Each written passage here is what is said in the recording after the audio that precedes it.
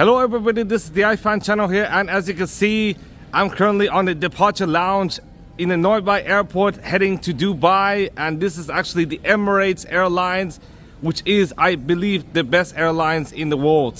So why not, let's go. I'm now currently on the boarding gate, and as you can see over there, it is actually the Emirates plane. I'm actually going to go in the plane now. I just got on board, and over here I believe is actually the business class, but I'm actually in the economy class, and the seats are quite comfortable, as you can tell, with an infotainment screen, as well as I do believe free Wi-Fi, unlike the Korean Air with absolutely no Wi-Fi.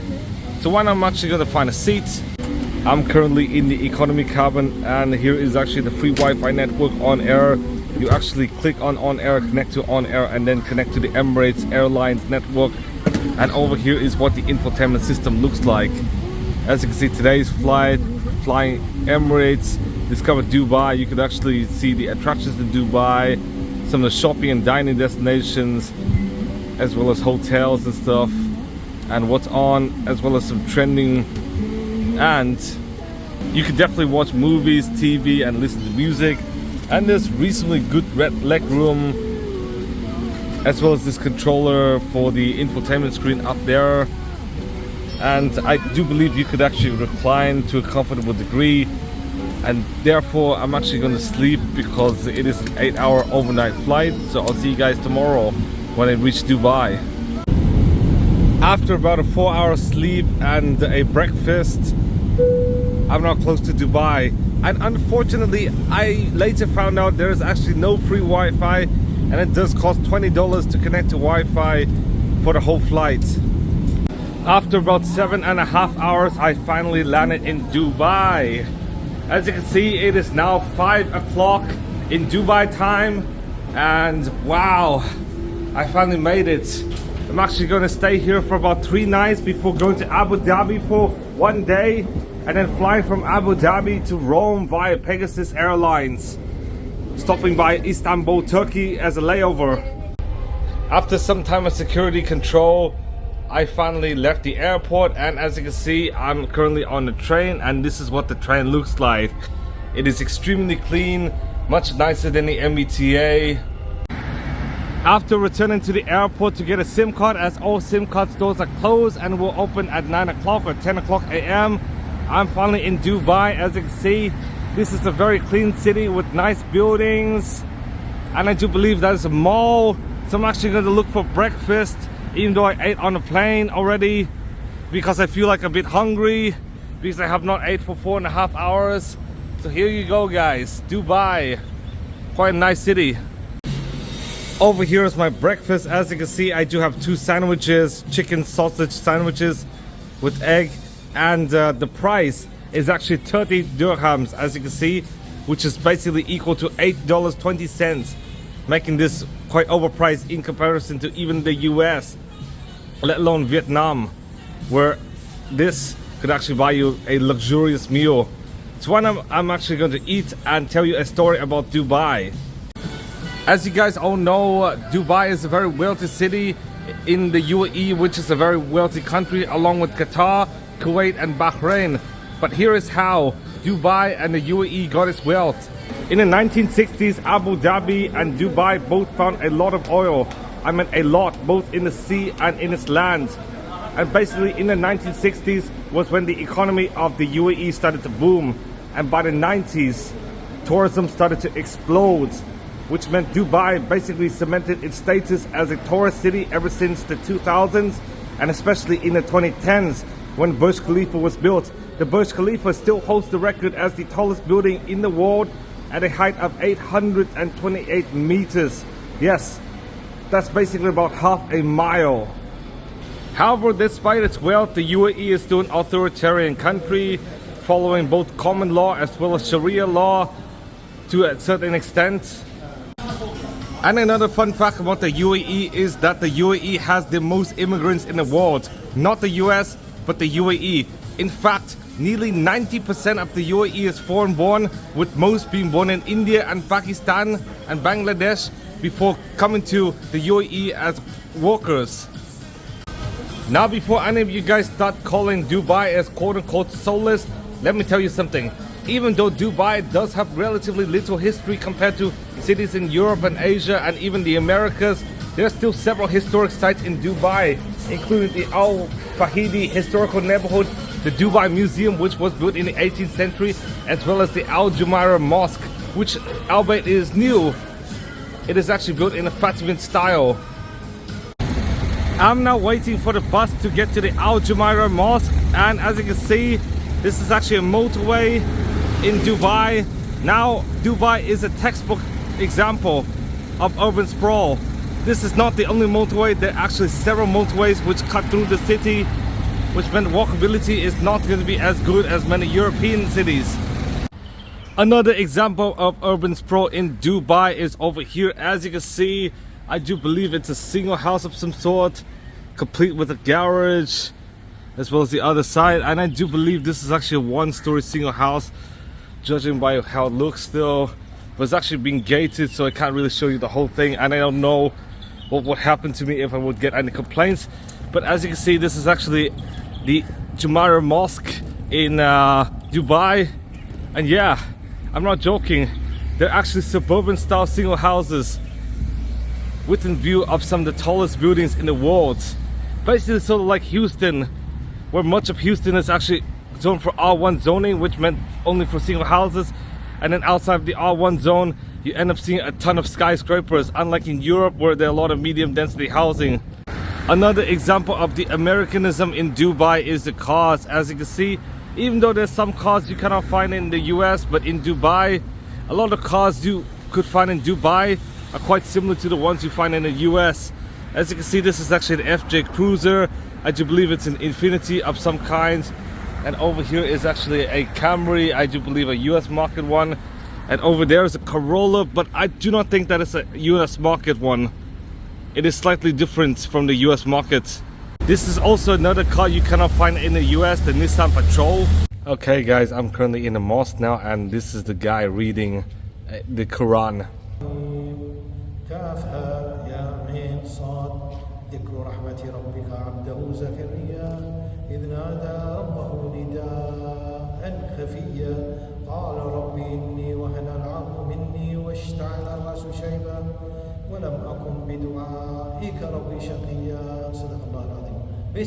As you guys can see, this mosque is extremely beautiful, but in a different flavor than that of European cathedrals.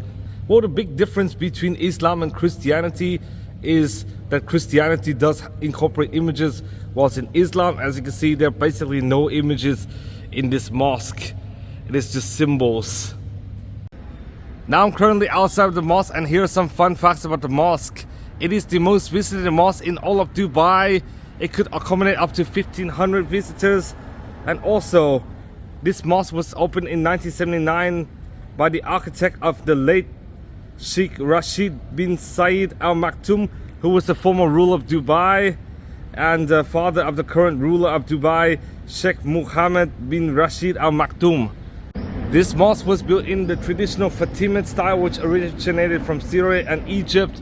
And also, instead of having self-guided tours, you actually do have an organized tour. As you can see inside the mosque, there's actually a guy who actually lectures everything about the mosque as well as Islam. And due to the fact it is actually an organized tour, I do believe that is the reason why it costs 40 AED, which is a bit more than $10, as $1 US is actually equal to 3.67 AED. I'm at the Mosque Museum now, and as you can see, it does show some artifacts of Islam over the years, and this is actually a traditional dress worn by males in the region. Now you just see many people, including the Sheikh, actually wear this, as well as a head robe. And one thing I learned from the mosque is that for the Quran, you're not supposed to put it in the ground. To actually respect the Quran, you actually have to put it on this table over here. Across from the museum is a gallery, and in the gallery you actually see various mosques around the world. This is actually a mosque in Indonesia, and if you were to go behind, there's actually the most famous mosque in the world in Mecca, the Holy Mosque of Mecca, where many Muslims go to Hajj, which is actually a pilgrimage. Like basically, I don't know, maybe at least once a life, if they have money. And over here they also show several different pictures of the Grand Mosque in Abu Dhabi. As you can see, this is actually the Sheikh Zayed Grand Mosque in Abu Dhabi. And I also saw several images of that mosque as well over here. Now, due to the fact I have not done laundry for at least several days, my clothing become dirty, and therefore I actually went to this laundry. As you can see, this is actually the Dirt Buster laundry services near the Union Station. I'm actually going to do laundry and then going to eat lunch. I just got out of the laundry with my clothing currently in the washer, and I'm now on my way to eat McDonald's. But first off, let me discuss this. As you guys know, Dubai is actually quite a wealthy city, but as you can see, there are some pockets of poverty in Dubai, and wealth in Dubai is not evenly spread. In fact, Dubai is quite unequal, just like the rest of the United Arab Emirates, with a few extremely wealthy people and a lot of people who are not really that wealthy. As you can see, this is what a typical apartment looks like. But here's the disclaimer: even though there's some houses in Dubai which are quite rough, in fact Dubai is quite a clean city. As you can see, there's not much litter around Dubai. It is extremely clean, especially compared to Vietnam. Now for lunch, I'm actually going to eat McDonald's. As you guys all know, the Big Mac Index is one of the most famous cost indicators between different countries. And I wanted to see how the Big Mac in the UAE compares with the US and how cost-wise it is. And here is my meal. As you can see, a Grand Big Mac, large fries, a chicken burger, as well as a large Sprite. I actually bought this for 43 AED. Converted to US dollars, it will be around a bit under $12. In comparison, I believe in the US, the large Big Mac meal is $12 on its own, let alone with the McChicken, which adds up to maybe about $14.50 or something, or $15. Another thing that is extremely cheap in Dubai compared to the US is the metro. As you can see here, I actually bought this one-day pass for only about 22 AED, or about $6 US. In comparison, the MBTA daily pass costs around $12.25. Not only is it cheap, the Dubai metro is also very clean and also very reliable, with very few slow zones and stopping in the middle of the tracks compared to the MBTA. You could also use it on the bus as well.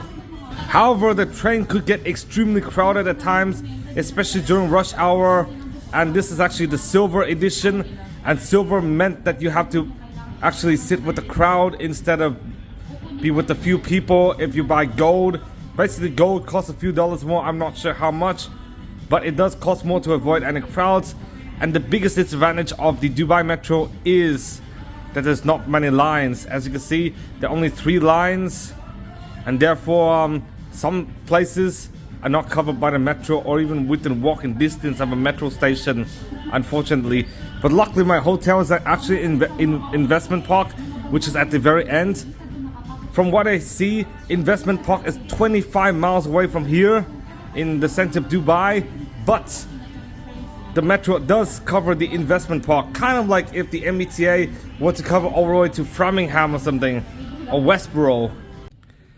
After eating and finishing my laundry, because I'm so tired from only sleeping 4 hours on a plane, to having been tired because I walked too much in Vietnam because of the lack of public transit, to the fact my clothing is currently dirty because I've not been taking a shower for more than a day, to the fact my phones have all ran out of battery as well as the battery packs, I decided to return to the hotel. As you can see, it is a really nice hotel room. It is Marriott Delta. I booked a bit further because inside the city, it would basically be at least $100 per night for this type of hotel. But this hotel only costed me $210 for 3 nights. Yes, $70 a night. It's quite amazing given the value you get from such a big hotel like this. As you can see, it even includes a restroom as well, a really nice and modern restroom, as well as a toilet. Basically, this is actually a paradise for only $70 a night. So why not? I'm actually going to take a rest and then get some dinner later. I've just finished resting, and as you can see, I'm currently at a restaurant actually next to my hotel. It is my San, and I'm actually going to get a margarita pizza because it is only 55 dirham, which is essentially about 15 US dollars. And as you guys all know, this part of Dubai, the investment park, is known to be sprawling. Even though there's public transportation, it is quite limited, and as you can see, it does look like any suburban part of the US. So hence walkability is not going to be the strong point, and therefore I decided to eat at this restaurant, knowing that my legs are quite tired and I wanted to take a rest before going to Dubai tomorrow. Over here is my cheese pizza I bought for $15. I'm actually going to eat and then going to go up to sleep. As you can see, it is quite a good deal given the price and given the region. I'm now back in my hotel ready to sleep, and many people do refer Dubai as the Vegas of the Middle East. There are actually several important differences, such as the fact that number one, Dubai does ban booze, whilst Vegas does allow booze. Second off, even though Vegas is known for gambling, Dubai unfortunately does ban gambling. Third off, Dubai does not allow pornography, whilst Vegas definitely does. And then fourth off, we all know that both do ban prostitution, but some parts of Nevada does allow prostitution. And basically the laws of pornography are very strict. Even using a VPN would not bypass the porn ban, and in fact you might get fined if somebody were to find out. However, both cities are artificial and have gained wealth artificially, so they do have some comparison here and there. But right now I'm actually going to sleep and see you guys tomorrow. Good morning, guys. I woke up about an hour ago, and let me show you guys another positive aspect of Dubai. Over here is my hotel, and as you can see, my hotel is only a 6-minute walk from the Red Line, which is essentially a metro station, and it basically only takes around 40 minutes to get to the Burj Khalifa as well as the Dubai Mall. Even though Dubai does have a reputation for having 7-star expensive hotels, you could actually find some bangers. As you can see, this is actually Delta Hotels Investment Park, the hotel I'm actually staying, and I'm actually going to book last minute here, 2 nights. And as you can see, for king bedroom, which is what I'm staying at, as you can see, a really big bed. I only have to pay around 600 AED. Basically, there is actually a $15 tourist fee per night below, and if I were to calculate 625 AED, it is going to be equal around $170 for 2 nights. Basically $85 a night. Yes, I meant $80 a night for a 4-star hotel. A bit far from Dubai, however, but it is quite a nice hotel. So I do think there are some bangers to be found in Dubai, but you do have to look hard, and plus you do have to see if it's close to a train station, because there are many hotels which are not really close to the train station and therefore a bit more car dependent. But luckily I could actually sleep at this hotel without even have to use a car. I could basically solely rely on public transportation, $6 a day, which is basically a really good deal, and still survive in Dubai. So right now I'm actually going to go out to the Burj Khalifa and the Dubai Mall. In comparison, most US 4-star hotels, which cost around 85 to 90 a night, might not even have really good public transit access. Some might, and might be a better deal, but in reality, Dubai does have quite a lot of things, but this hotel does have good public transit access. I just got out of the hotel, walking to this train station, and as you can see, I do believe this is quite similar to an American style suburb with business parks, as well as, you guessed it, townhouses everywhere, low density housing. So right now I'm actually going to walk to the train station and see you guys in Dubai Center. Now before heading to the train station, why not I'd stop by the supermarket. This is what a typical supermarket looks like in Dubai, kind of like in the US. Basically with all the food and stationery items, toys, as well as, you guessed it, water. I'm currently at the train station now buying tickets for the second day, and this is actually what the gold price would cost. Basically about double that of the silver price. And for the silver price, this is the cost, basically around $6 for a whole day's worth of metro. Basically, the MBTA daily pass costs about the same as the gold pass, but you do have to face the crowd, whilst people in the gold pass basically get to go on a train without having to squeeze in with many people. And over here are the timetables, I believe so. And basically the train would come in about 2 minutes. I really can't believe it, 2 minutes for the next train, and if you miss this train you have to wait another 2 minutes. Basically the MBTA over the past year and a half, because of reliability issues, even during rush hour, trains only come every 10 minutes. That's crazy. Over here trains come every 2 minutes, and this is what the train looks like.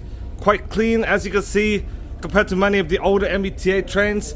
This is basically on the same league as many of the newer MBTA trains built in the past 5 years by CRRC.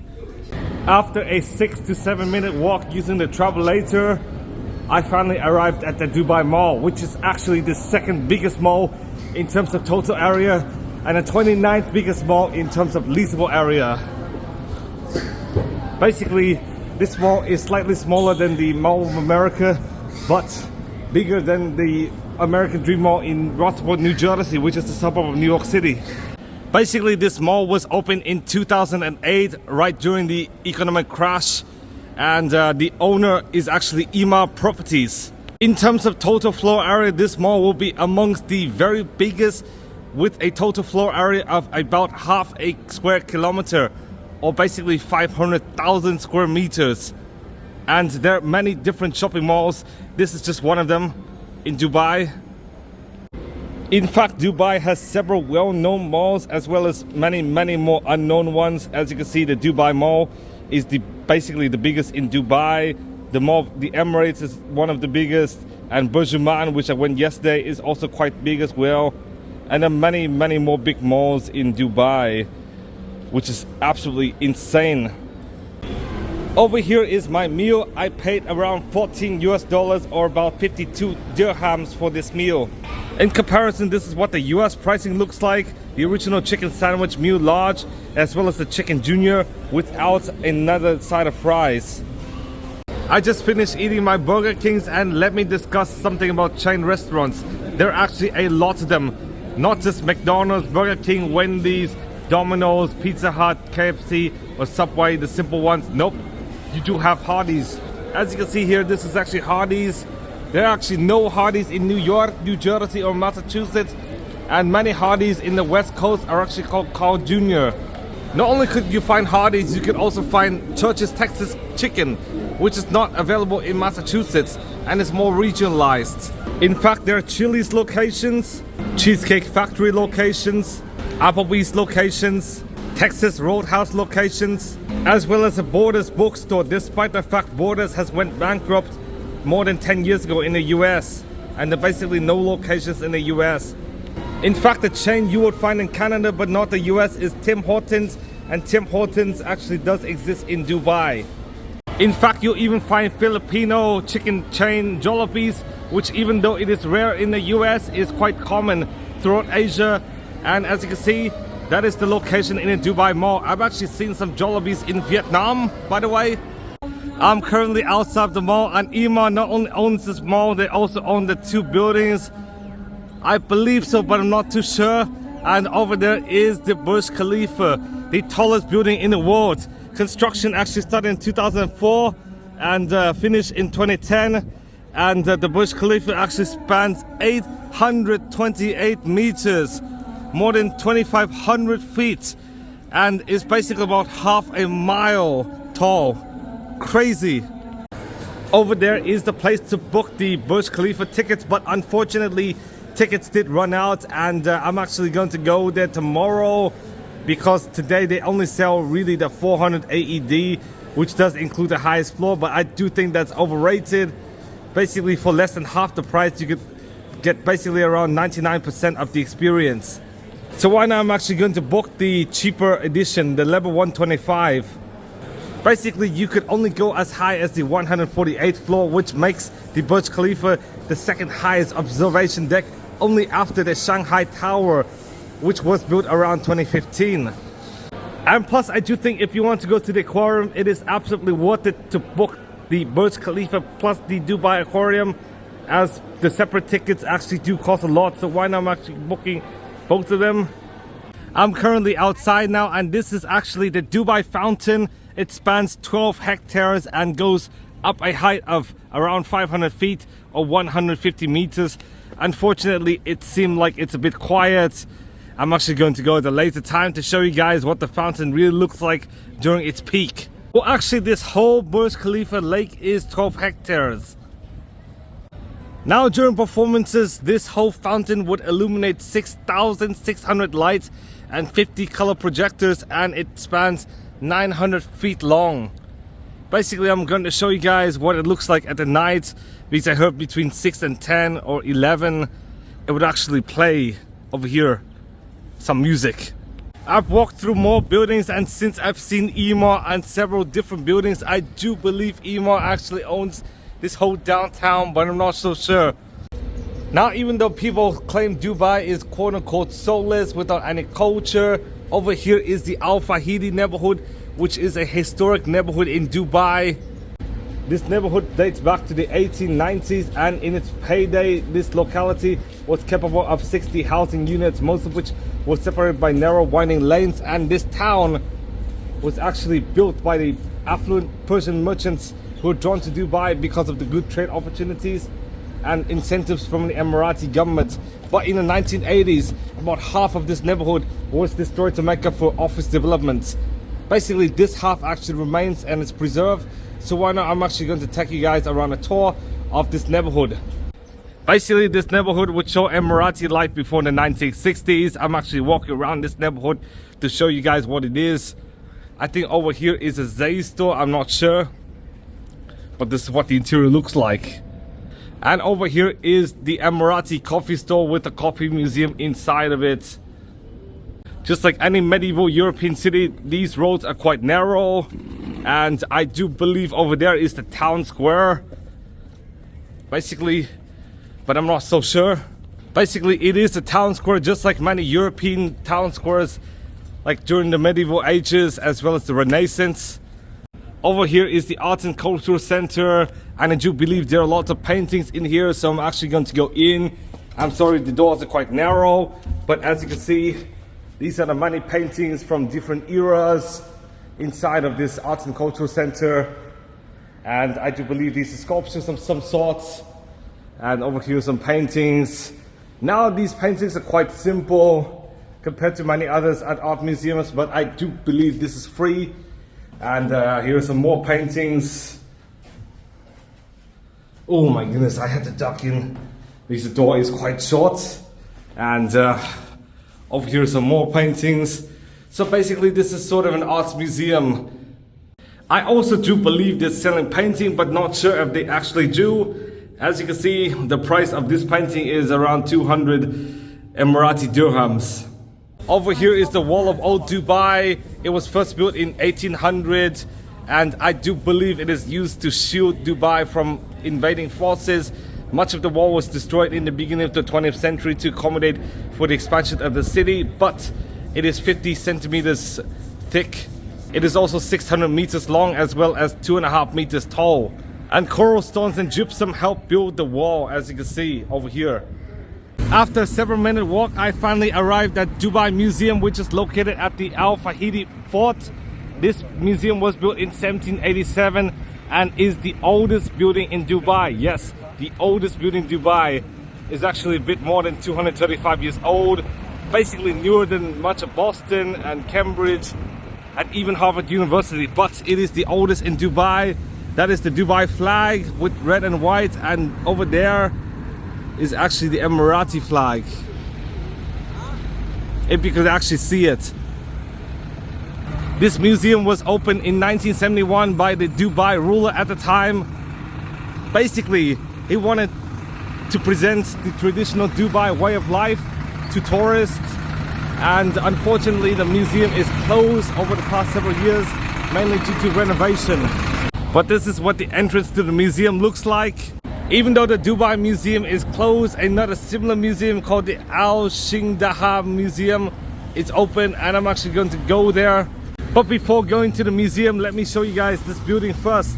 This building is called the Grand Mosque in Dubai, and it was originally built in 1900s but was built again in 1960 after being demolished and underwent a renovation during the late 90s. It could fit up to 1,200 worshippers, and originally it was a school devoted to study of the Quran known as Kutab. Over here is the Dubai Canal, and if you want to ride on these boats, they will cost around 60 AED for 30 minutes, basically around 16 US dollars. I'm actually not going to go on it.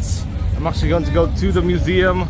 After a 15-minute walk, I'm finally in Al Shiniga, which is a slightly newer neighborhood. It was founded in the 1830s, and I do believe that is the Al Shiniga Museum to actually check out life in Dubai before the boom during the 60s. And here's another section of the Al Shiniga neighborhood. I do believe these are cars which actually take you around the neighborhood. And basically this is another old neighborhood in Dubai. I'm now in the Al Shiniga Museum, and for 5,000 years the Persian Gulf has been an important trade center, with Dubai being amongst the more important trade centers for the past several hundred years. And I'm actually going to go to this room to find out what it is all about.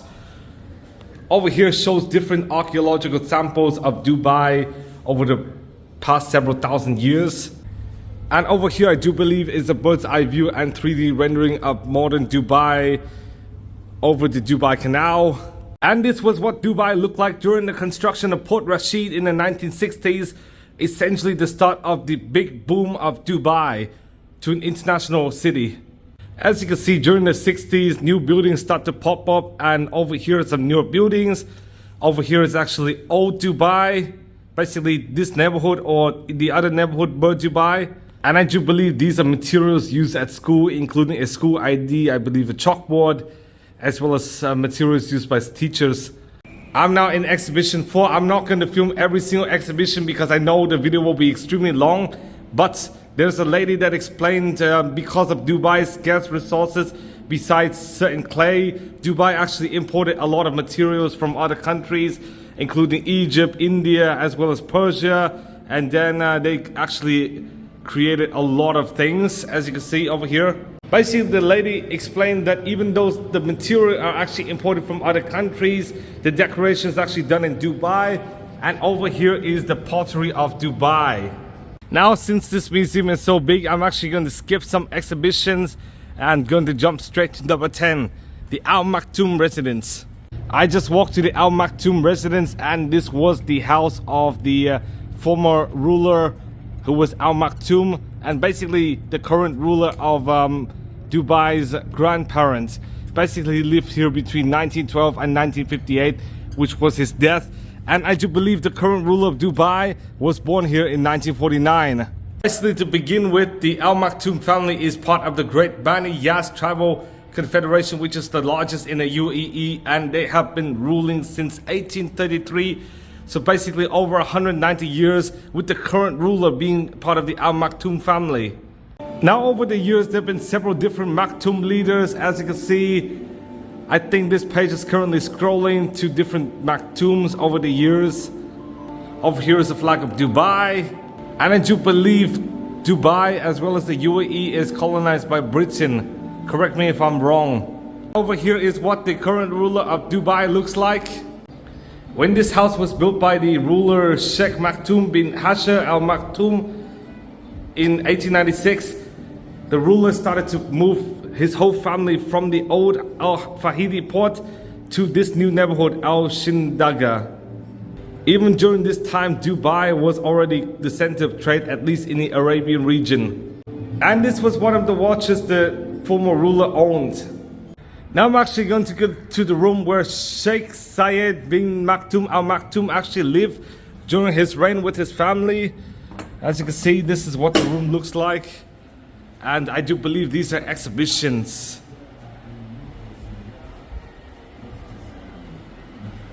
And in here is his own wing with some more exhibitions.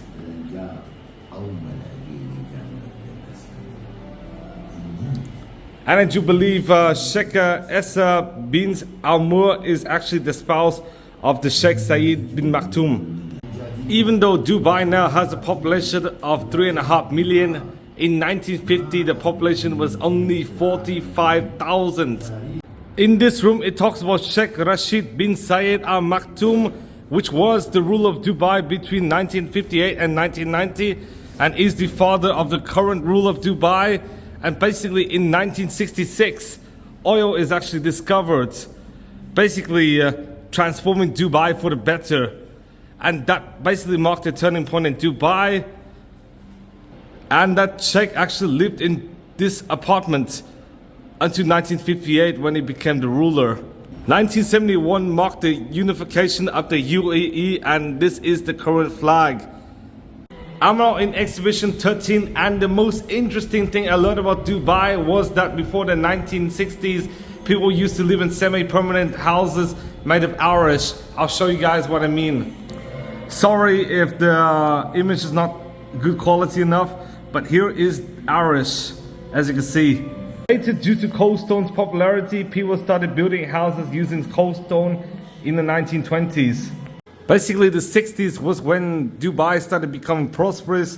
As you can see, this is actually the Sheikh during the 60s, Sheikh Rashid bin Zayed Al Maktoum. This room depicts a traditional house in Dubai, starting from the recesses, all the way to the mangrove, to the main entrance of the house, to the decorative arches, to the timber screens, and then up there it shows the wind tower and the gypsum screens and painted panels, as well as the rain gutters, terraces and courtyards.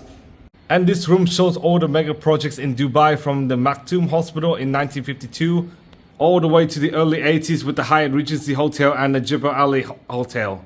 I'm now on the second floor, and it shows some older buildings which have been rehabilitated over the years. Basically, here's the map of some of the older neighborhoods, as you can see. Due to the fact I'm running short of time, this is the last exhibition I'm going to, the food. And as you can see, this is actually what Emirati food looks like. And basically, dishes are often preserved, reused and served later over the course of the day because of the scarcity of resources in Dubai. Over here is what a typical Emirati meal is like. I do believe people sit on the ground and eat. As you can see, I do believe people eat with their hands, and first off, people do have to wash their hands before actually eating a meal. Over here it depicts typical Emirati cuisine, and here more, even more. And over here various Emirati fruits as well as veggies and beans. And this is a cooking pot. And many food products did come to Dubai, including rice, drinks. I think this is vermicelli, as well as some more drinks. And definitely processed food for sure. And even more processed food. Over here, typical Emirati snacks. And before any of you guys call the UAE as quote-unquote cultureless, let me tell you, there is actually Emirati culture over here. After spending 2 hours at 5 different buildings in the Al Shindiga Museum, I just returned to the mall, and over here is the Apple Store. Basically a flagship location complete with trees, iPhones, iPads, MacBooks and MacBook Pros, as well as, you guessed it, the iMac.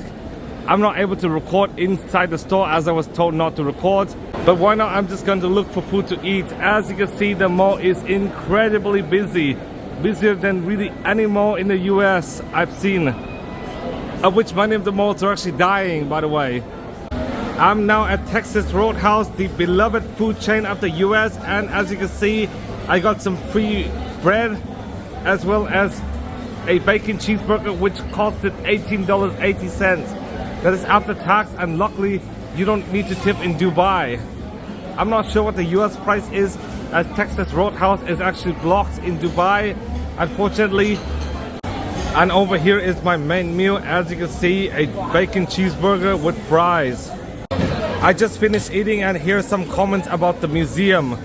I do recommend going to this museum. There are actually 22 buildings, and for students between 5 years old and 25, you only have to pay 20 AED, which is basically a bit less than $6. And if you're under 25, it is absolutely worth the price to go through this museum. to 22 different buildings. Yes, I'm not joking, 22 different buildings. They do talk a lot about Dubai's history as well as their culture as well. And if you were to want to learn about Dubai's history, this is the place to go. I just got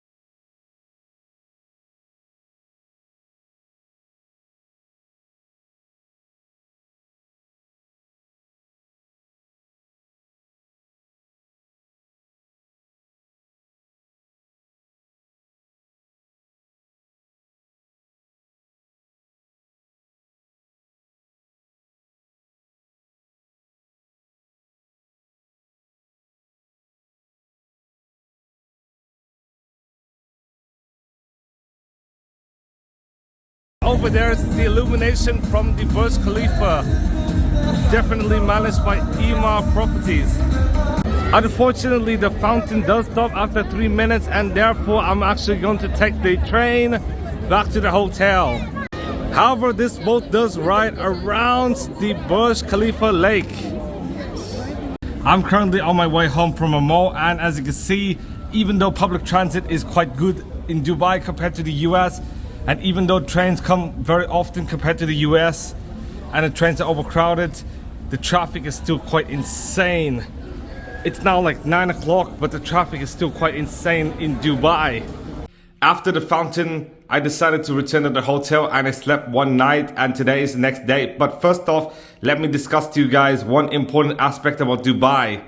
Despite the fact many people do think of Dubai as a quote-unquote oil city, and that 50% of Dubai's economy was once oil, like really long time ago, nowadays oil only accounted for 1% of Dubai's GDP. Yes, less than 1%. In fact, wholesale, retail, trade, transit and logistics, banking, insurance and capital markets, manufacturing, real estate, construction and tourism accounted for more of Dubai's GDP than oil, which meant Dubai has basically diversified its economy. However, Abu Dhabi is still more reliant on oil than in Dubai. Even though oil was what initially made Dubai wealthy, what made Dubai wealthy today is the fact that, number one, it is actually a tax haven. Number two, there are lots of immigrants, especially from other countries, migrants and stuff, who basically got paid low wages, and expats from wealthy countries. And three, Dubai is one of the special economic zones and has 30 special economic zones.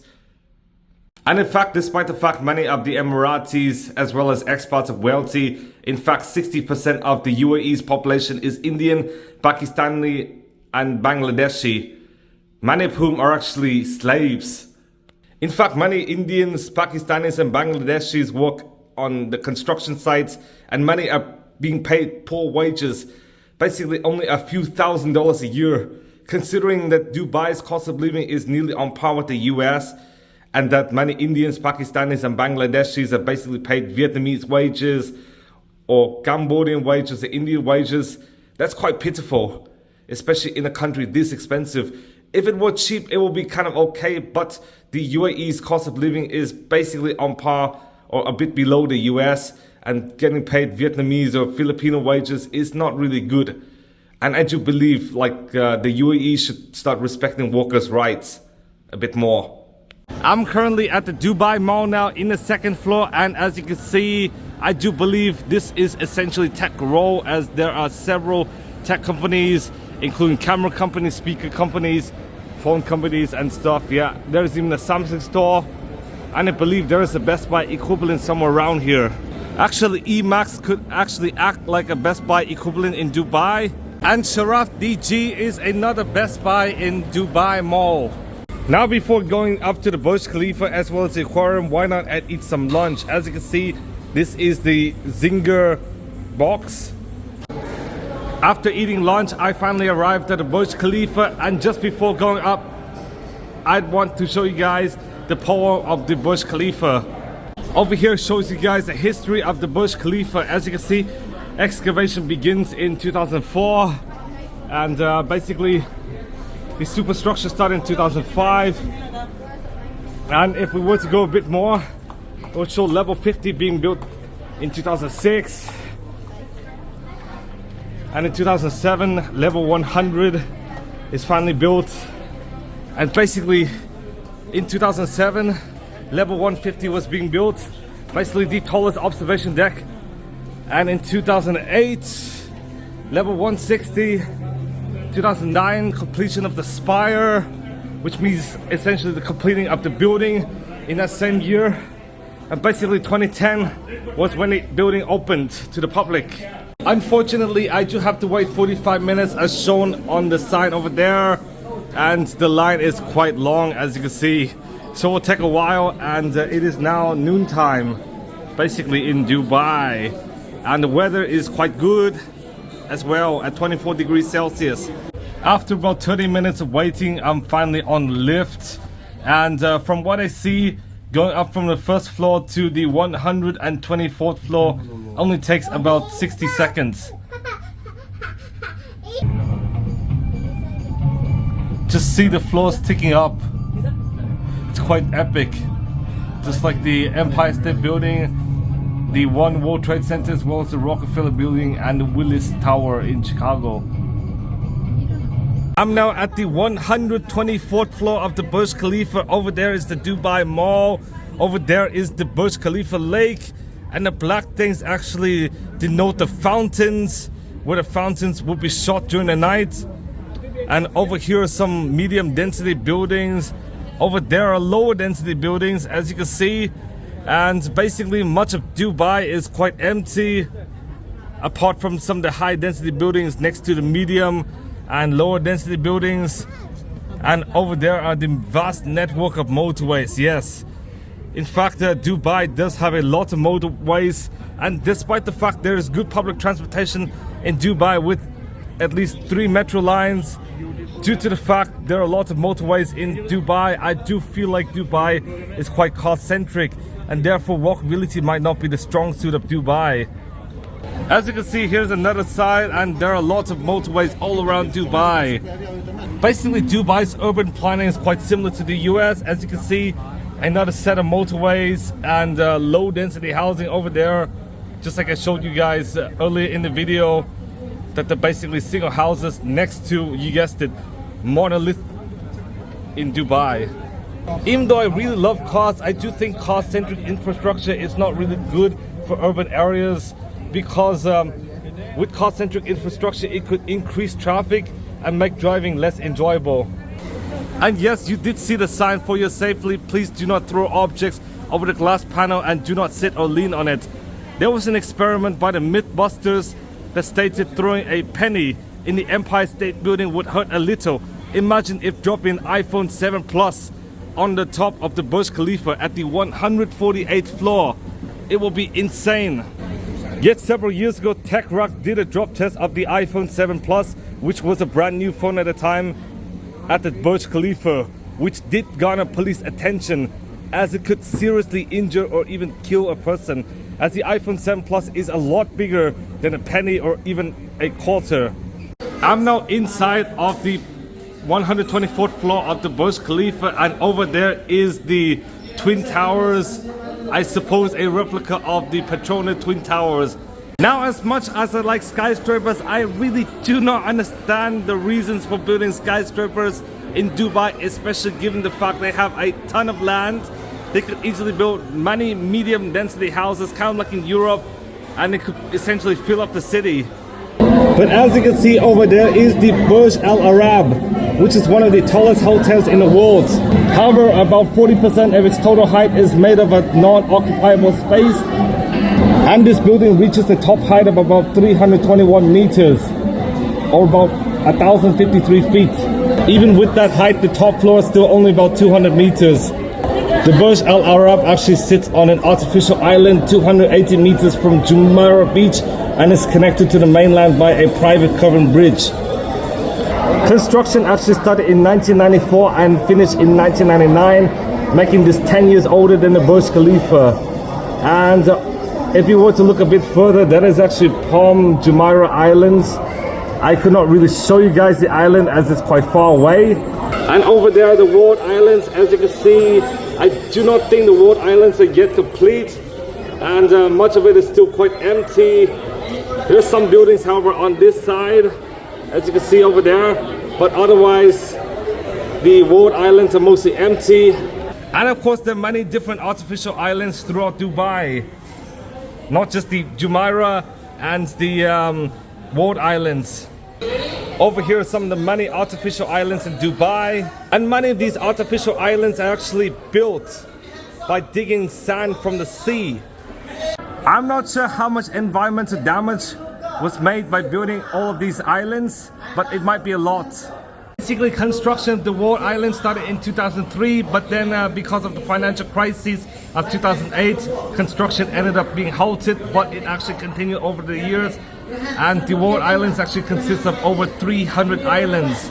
Now both the walled islands as well as the Palm Jumeirah Islands a bit further out are actually constructed by two Dutch joint venture specialist companies, Van Oord and Boxalis. However, construction of the Palm Jumeirah actually started 2 years earlier in 2001. There is actually a 5.4 kilometer long monorail connecting two ends of the Palm Jumeirah. And the Palm Jumeirah actually does include the Atlantis Hotel, as well as, I do believe, water or theme park. Over here is Atlantis. As you can see, the price is quite expensive. And the Aqua Venture water park is also located in the Palm. Over here, what the walled islands look like in Google Maps. And basically, as stated, much of Dubai is either low density or basically empty, which does represent urban sprawl in Dubai. I finally landed at the ground floor, and as you can see, it does show the building process for the Burj Khalifa from the very beginning.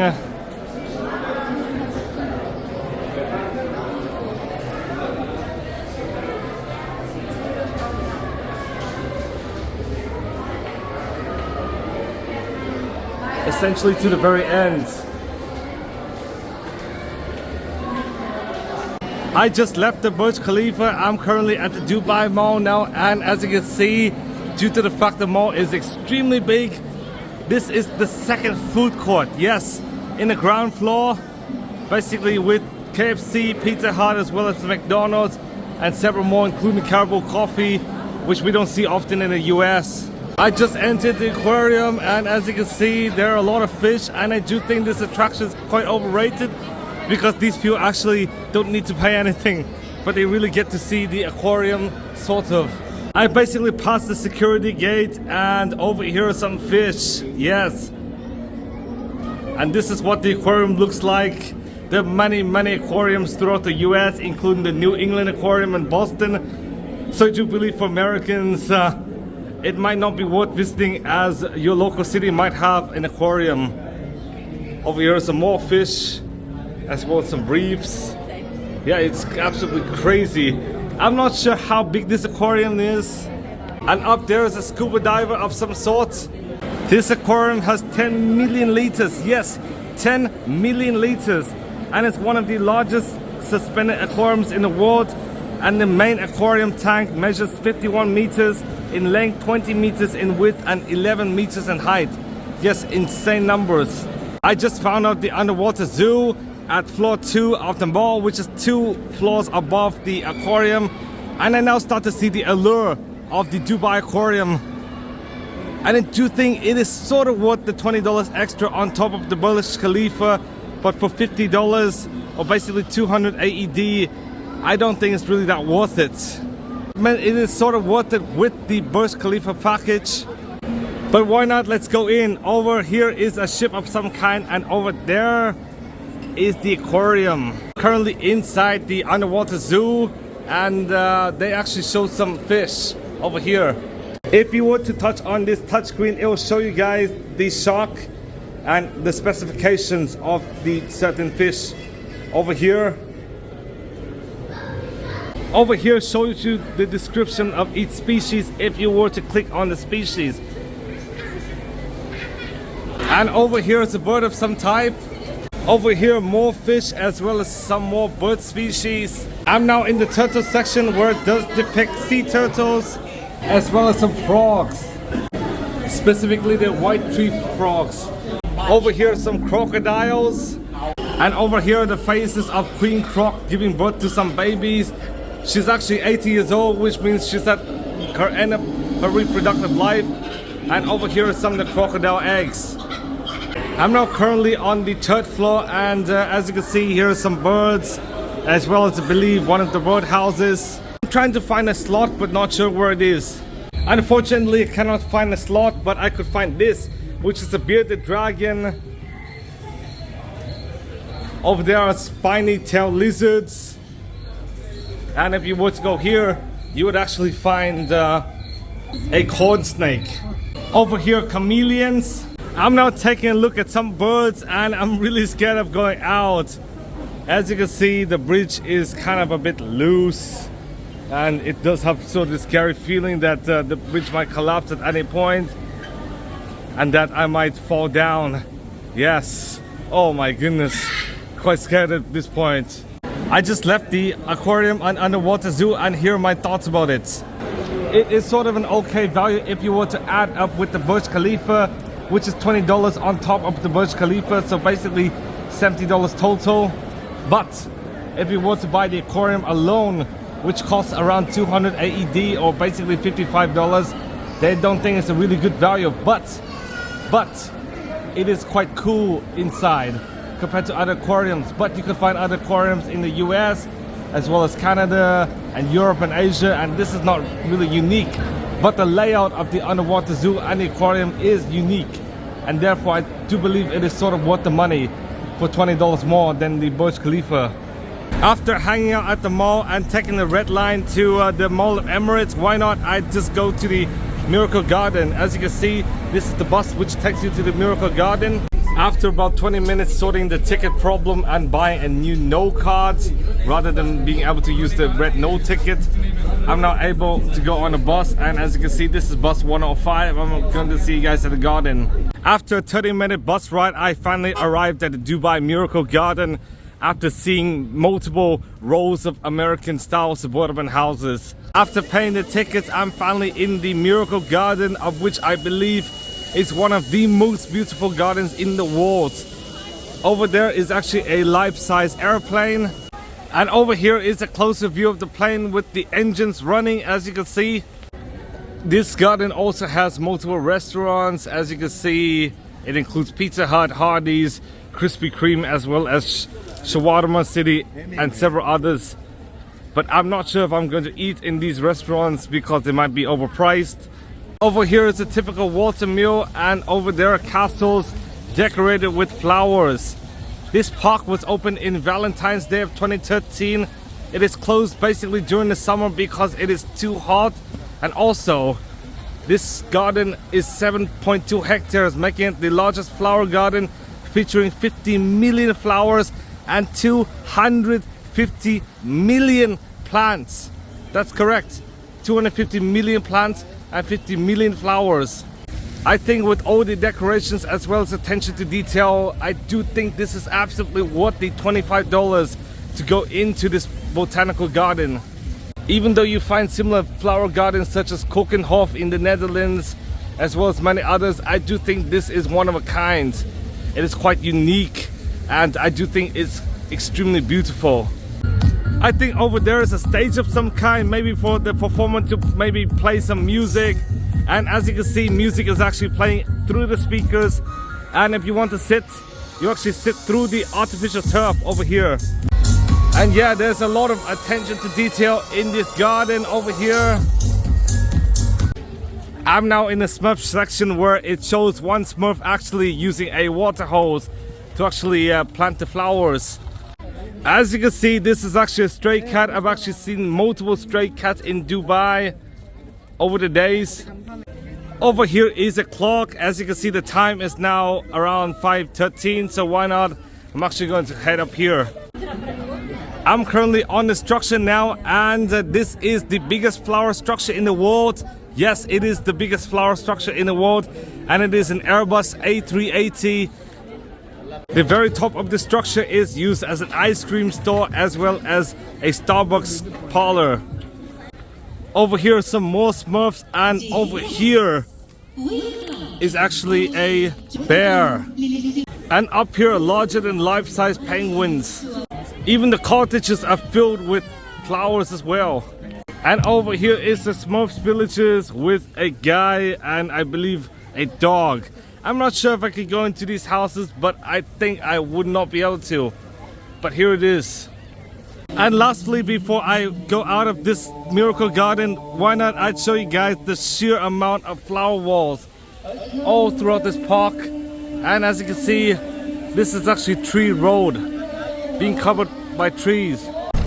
After spending time at the garden, I now return to the bus, and as you can see, this is an American style suburb in Dubai with all the big single houses and McMansions and stuff, proving that there's suburban sprawl in Dubai.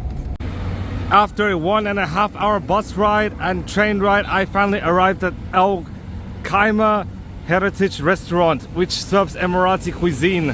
This restaurant is in the Al Fahidi historical neighborhood. Now, due to the fact that Dubai does have tons and tons of malls and tons of American chain restaurants, Dubai is perceived as quote-unquote soulless. But in reality, I'm actually going to try out chicken makshbouz, yes, an Arabic dish. And yes, despite the fact Dubai's history only stretches back 250 years, compared with the Americas where their history stretches back 400 years, and Europe and Asia where they stretch like thousands of years, at least there's still some Emirati culture. And here it is. This is the chicken makshbouz. It only costed me about 60 dirhams, or essentially about 16 US dollars. Yes, it's crazy how much value there is at this restaurant. After finishing my dinner and sleeping one more night at the Delta Investment Park Hotel, I'm actually going to check out of this hotel, go to Abu Dhabi, and then take a flight from Abu Dhabi to Rome, where I will enjoy Rome for another 3 days. The reason why I would go to Rome instead of take a direct flight from Dubai to Boston is because I have found out that Abu Dhabi to Rome actually does have a very cheap flight, Pegasus Airlines, which only costs $140, and from Rome to Boston is relatively cheap, around $250. And basically spending 3 nights in Rome, plus a hotel, plus all the attractions and stuff, and food, and even a SIM card, it's only about $50 more than a direct flight from Dubai to Boston. So hence I took this weird move to go to Rome. I'm not sure how many places I would go in Abu Dhabi, but I'll try my best to at least go to the big mosque in Abu Dhabi.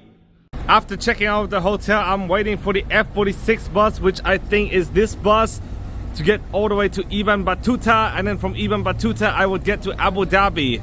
I'm now currently on the bus, and I'm now on the way to the Ibn Battuta Mall, so I'm gonna see you guys at the mall.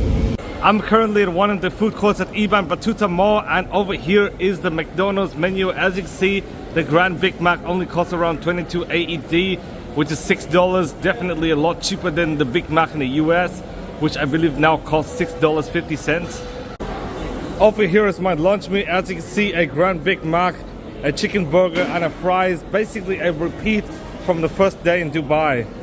Now I'm currently on a bus on my way to Abu Dhabi. There are basically 2 buses. One is the E101 bus, which actually takes you guys to Abu Dhabi Center, whilst E102 actually takes you to the airport. After about 1 hour 45 minutes, I finally arrived in Abu Dhabi, and this is the bus station. Abu Dhabi is the capital of the United Arab Emirates, whilst Dubai is the very largest city in the UAE. I'm currently at the Al Watna Mall, and I'm going to show you guys some fun facts about the UAE. The UAE has 7 emirates, including Dubai, Abu Dhabi, and 5 more. Those 5 more include Ajman, Al Quwain, Fujairah, Sharjah, and Ras Al Khaimah. You might notice on the UAE's map that there are actually 2 exclaves. Well, both of them are actually exclaves of Oman. If you were to zoom into the map, you would see the city of Nawa, UAE, which is enclave within Mada, Oman, which in itself is enclave within the UAE as an entirety. And lastly, due to the fact the AED's exchange rate with the US dollar is fixed at 3.67 AED per US dollar, that means the AED is actually pegged with the US dollar. There's several other currencies like this, including the Qatar currency, the Saudi Riyal, as well as the Panamanian currency.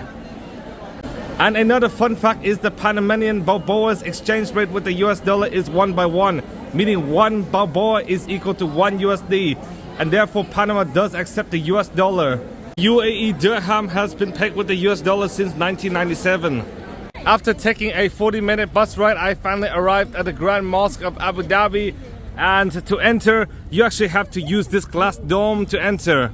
Downstairs, you could find a food court fitted with McDonald's, as well as Tim Hortons over there.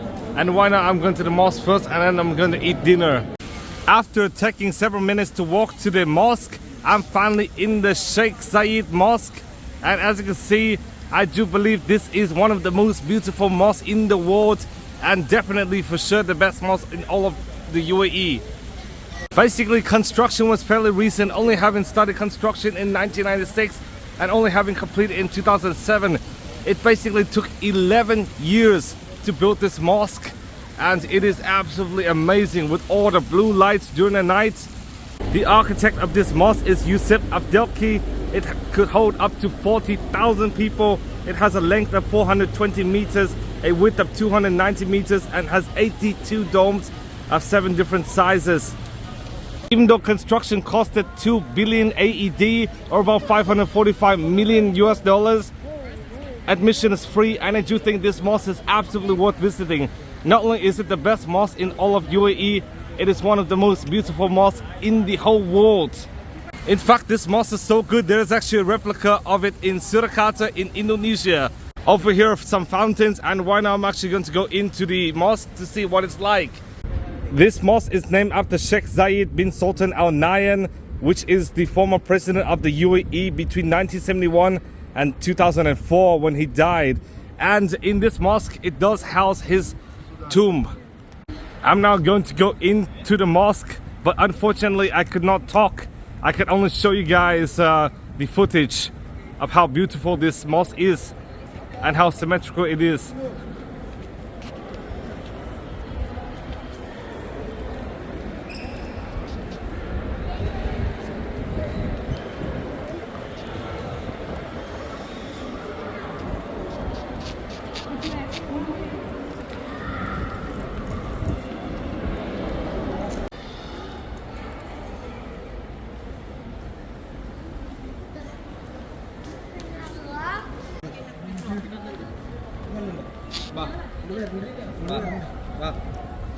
Now here's one comment I do have about this mosque.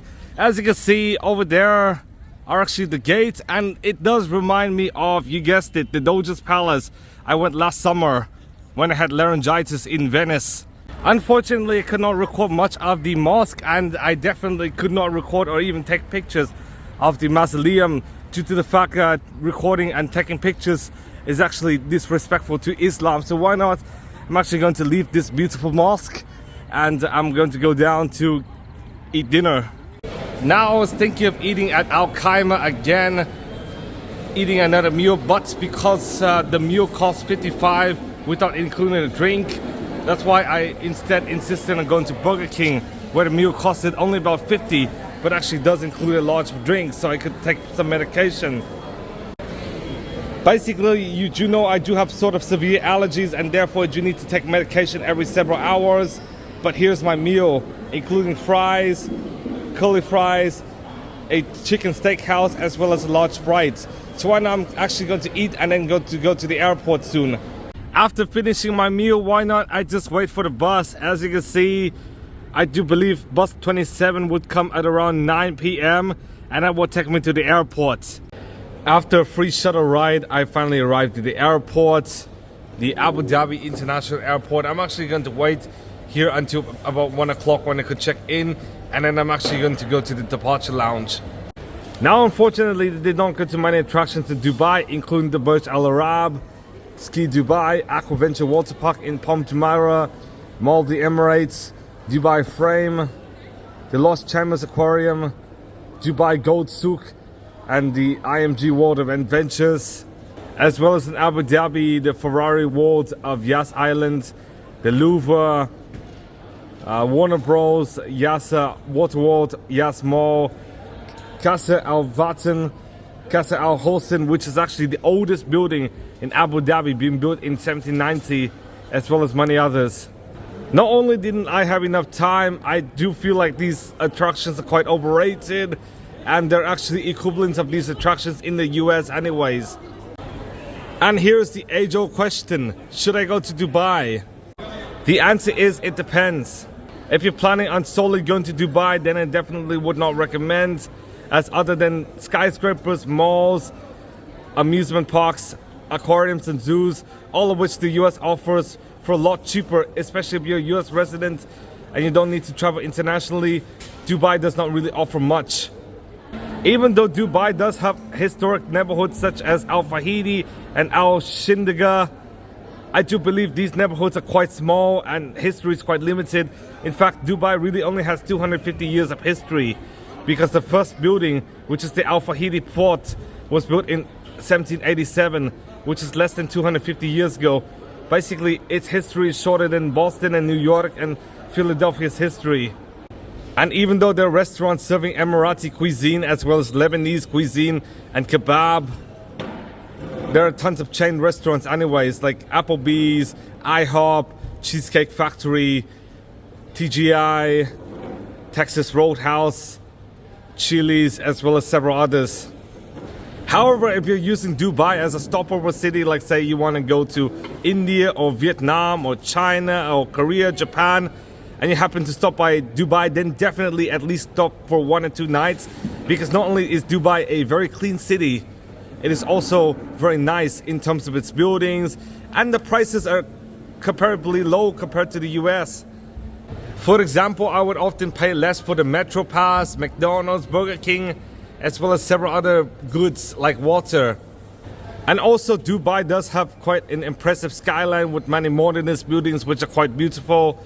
So would recommend staying for 1 or 2 nights, but not necessarily paying for any attractions, because many of these attractions could actually be found in the US, such as amusement parks and skyscrapers such as the One World Trade Center, Willis Tower, Empire State Building, among several others, as well as malls. Yes, the US has countless amounts of malls all throughout the country. And in the US, there are also aquariums, which basically cost $35 and are much bigger in every way. Waterman is much bigger than the Dubai Aquarium and underwater zoo at the mall. However, if you were to visit Dubai, I recommend visiting the Dubai Miracle Garden, as it's one of a kind garden, and even though it's $25, it is quite unique. Yes, there's a garden called Kokenhof, which is $20, but Kokenhof is seasonal, only opens about 2 months of a year, and basically it opens in the early half of spring. And also, I would recommend you guys drive all the way to Abu Dhabi and go to the Sheikh Zayed Grand Mosque. Not only is it free, it is one of the most beautiful mosques in the whole world. And if you're under 25 and extremely fascinated about history, I'd recommend you visit the Al Shindiga Museum. It is only 20 AED, or basically less than $6, and I do believe it's absolutely worth it given how big the museum is. In fact, I have not even finished the museum in a whole day, which is quite impressive, and only went to like 5 exhibitions in like 2 hours. Here's my last advice: if you want to experience Arab culture, you should visit these cities. One of the cities I recommend visiting is Amman, Jordan, which also have Roman ruins. Even though many Middle Eastern countries are plagued with war as well as political unrest, Jordan is quite safe to visit and is extremely friendly amongst foreigners. Other cities I recommend include Casablanca and Marrakech, both are in Morocco. Tunis, which is in Tunisia, quite safe, especially compared to Libya. And of course Cairo, Egypt, as Cairo, Egypt does offer the Pyramid of Giza as well as the Sphinx, so you could definitely learn Egyptian history for sure. But in Egypt you should be careful, because there are lots of scams in Cairo, Egypt. However, despite the fact Syria and Iraq and Yemen all do have historic districts and historic stuff to do, I do not recommend visiting these countries, as they're currently either in war or have very poor security. Basically, their political situation is not very good. And last up, Lebanon is currently in an economic crisis, so there could be a lot of riots as well as uprisings going on, and I do not recommend going to Lebanon unless the situation's cooled down, just like in these other countries. And lastly, Kuwait, Bahrain, Qatar and stuff are basically similar to the UAE in a lot of ways. And the very final city I would recommend visiting if you want to experience Middle Eastern culture but not necessarily Arab culture is Istanbul in Turkey. Istanbul has a lot of things to do, and I'm actually going to go there tonight. Thank you guys for watching. Please give a big thumbs up, subscribe for more videos. I'm sorry the video is super long, but I'm trying my best to streamline the video as much as I can, and I'm going to see you guys soon. Last up, another city I would recommend visiting is Muscat in Oman. Oman, just like the UAE, Kuwait, Qatar as well as Bahrain, does gain wealth through oil, but Oman does have some preserved historical districts as well as mosque. And the very last thing is, even though I'm not sure how Dubai rents actually compare with the US, I do think Dubai rents are quite affordable, especially compared to Boston, Cambridge and Brookline, as well as I think some parts of Somerville, New York, San Francisco, as well as Seattle. Basically, just take a look at some of the rents here. And even the size of the house as well. I'm checking out Blue Ground, which does have a reputation for being a bit more expensive than other rental sites. But as you can see, these are actually the rents. You could actually convert these to US dollars yourself. I could not find a way to convert them to US dollars. But $1 US equals 3.67 AED, just so you can know. And here's some of the prices. And here's another site. Unfortunately, over here, it does show the yearly price, but you could actually divide by 12 to actually find the monthly price. And I do think this is quite low, especially for studio. But I'm not sure where in Dubai this is. It does say Sports City, however, but I do have to check there. But basically, here are some of the apartment listings. Some of them are quite expensive, but many others are quite affordable. So thank you guys for watching. I'll see you guys later. Actually, this is how far the Sports City is from the Burj Khalifa.